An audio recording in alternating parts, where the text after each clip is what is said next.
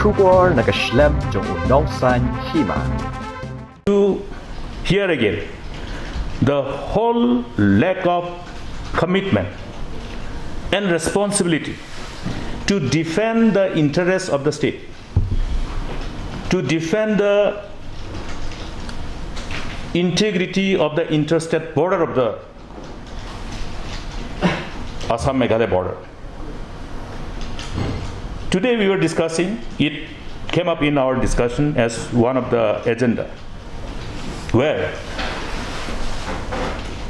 the complete indifference of the government and complete dereliction of the sense of responsibility as an elected government pertaining to its responsibility to protect the integrity of the interstate border of the state.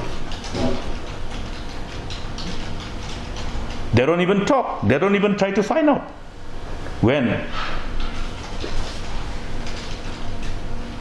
petitions after petitions, representations after representations are submitted to the government to take cognizance of those areas where problems are there, where government has to promptly attend to and somehow ensure that the process of any encroachment doesn't go on. But this government, I have not seen any government in the past from the creation of the state who have not responded to this kind of very important responsibility vested upon the government. Where have their priorities gone? Is it not an area of priority? Is it not something which has been part and parcel of the promises that has been made by the political parties who are in the government in their respective manifestos during election? Is it not included in the manifesto of these political parties? Has it not been an issue which has been there before us all along? Contentious issues which has evaded solution, but it required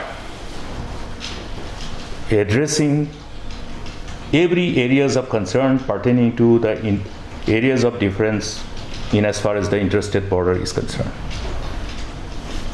This government has been seen to demonstrate complete insensitivity and complete lack of seriousness, complete indifference to the issue, and relinquish itself from its responsibility. I condemn this attitude of the government.